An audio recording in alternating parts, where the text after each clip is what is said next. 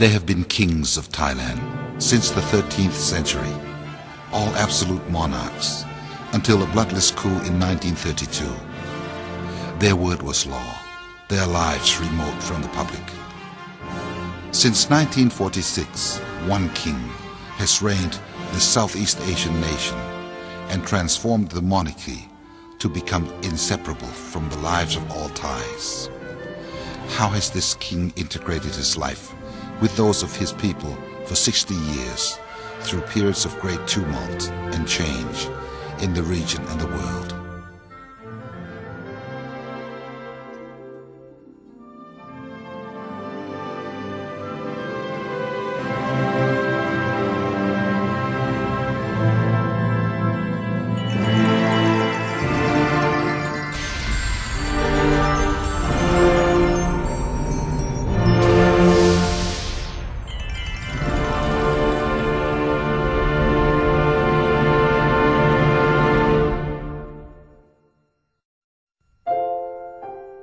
No one imagined that the boy born at Mount Auburn Hospital in Cambridge, Massachusetts, at 8:45 a.m.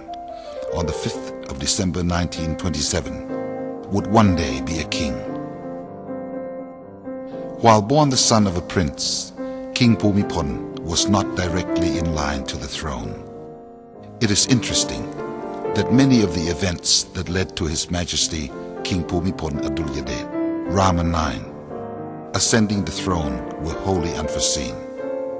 Named Bhumibol Adulyadej, which perhaps foreshadowing his future destiny, translates as strength of the land. He joined his family as a healthy baby boy.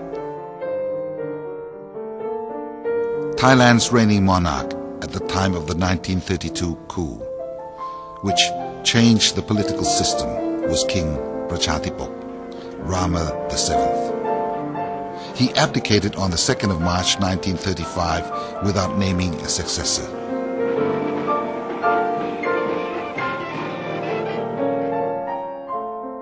His Royal Highness Prince Anantamahidol was named the next king and was crowned in 1945, but within a year passed away and was succeeded on the 9th of June 1946 by his younger brother, Prince Bhumibol, who became His Majesty King Bhumibol Adulyadej. The new king was 18 years old. King Bhumibol was then studying science in Switzerland, but was to switch to law and political science to assist him in his new and unexpected role.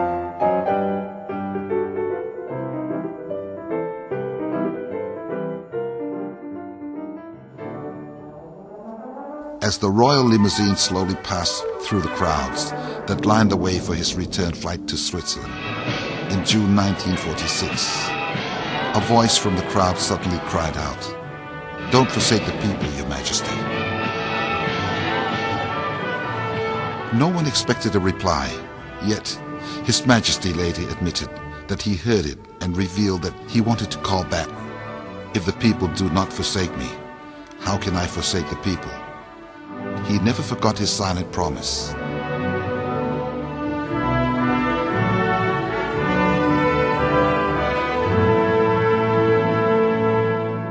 Four years later, King Bhumibol Adulyadej returned to Thailand.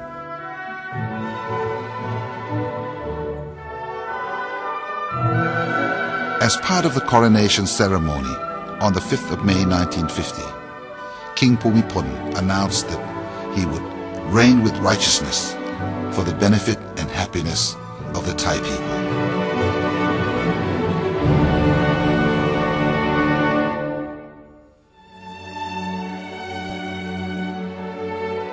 However, His Majesty King Bhumibol was to reign over a nation impoverished through years of war and rampant inflation.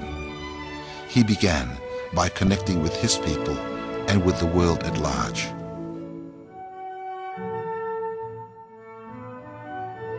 From 1959 to 1967, His Majesty King Bhumibol traveled around the world to meet with the leaders of 31 countries and 19 U.S. states, It was often the first time people had heard of Thailand and its monarchy.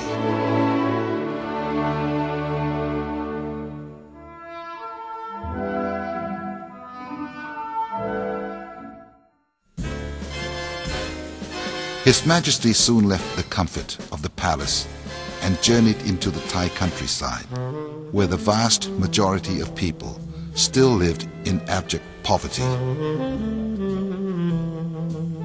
In 1952, His Majesty took one of his first steps in direct development action.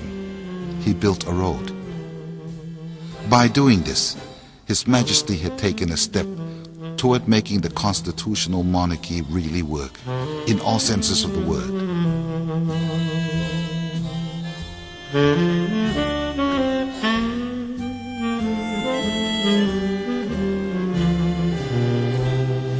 Over a few years, the king constructed a small palace in each region of the country, so that he could be close to the people for months at a time, visiting them with his queen, so that he could hear their problems firsthand.